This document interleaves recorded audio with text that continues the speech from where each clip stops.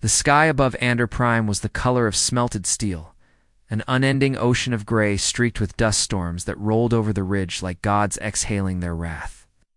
On the horizon, the twin suns of the system blinked through the ash haze, casting everything in a sickly, gold-orange hue. The colony below, Ander's only permanent human settlement, was a patchwork sprawl of defensive domes, mining pylons, and power relays nestled into the bones of an ancient crater basin. From a distance, it looked like a scar left by something trying to survive in spite of the planet, not with it. Captain Ehrenvale stood atop the outer observation deck, wind whipping her coat around her legs as she surveyed the colony with eyes. Like cold iron, her boots were caked in mineral dust, her left hand augmented. After the Decimus conflict clicked quietly as the cybernetic fingers flexed out of habit. She didn't look like a bureaucrat. She didn't sound like one either. I count 12 blind spots in the outer sensor grid.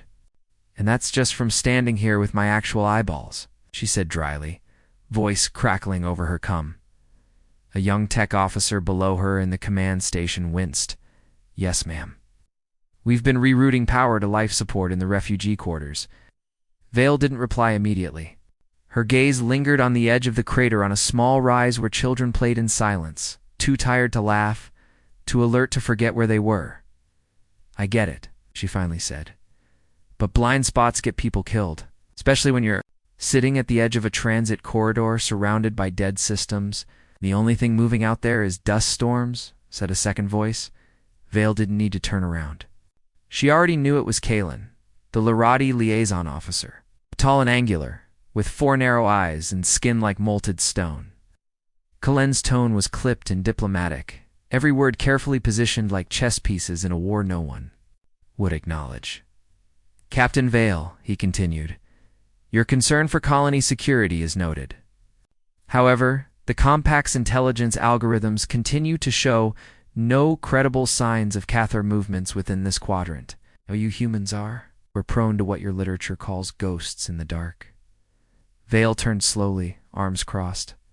And your people are prone to paralysis by analysis. Kalen tilted his head, a few degrees curious, maybe offended. Emotion clouds reason. No, she said, stepping closer. Emotion drives reason. It's what reminds us that we have something to lose. Kalen's mandibles clicked softly, and I hope for your sake that emotion does not cause you to misread shadows. He turned and descended the spiral stairs, robes whispering against steel. A colony on the Brinklater Vale walked the corridor that linked the command center to the civilian dome. It smelled like heat exchangers and recycled sweat.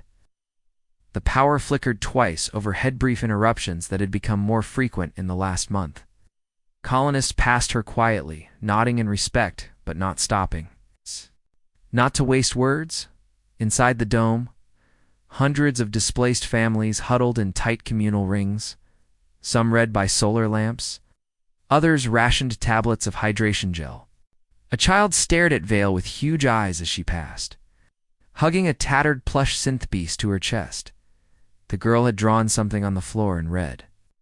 Dust something shaped like a mouth with too many teeth. Vale knelt beside her. That, the child's voice was barely a whisper. My uncle saw them in the storm. Vale's skin prick led. The first tremor at 0618 hours. The ground trembled. Not much, just a subtle vibration, like a shiver running up a metal spine. But on a planet that hadn't seen tectonic activity in years, it felt like a scream buried in silence. Vale turned on her heel and activated her cum. Operations report. No seismic activity logged, came the hesitant reply. Another tremor. Hit, this time heavier. Then a second voice broke in over the channel, this one crisp. Urgent Captain Vale. Satellite Relay 3A just dropped off the grid. We're trying to re-establish the signal now, but wait. Static. Then a new voice, one she hadn't heard before. Male. Calm. Almost. Amused, you cannot hear us yet, but we hear you. You move like light, burn like fire. We come to extinguish. Then, silence. Vale stared at the cum, heartbeat surging like a war drum. Shh. She turned toward the outer blast doors. Outside, in the dust-choked sky, a black shadow was descending through the clouds, long, needle-shaped, and wrong. Cathar.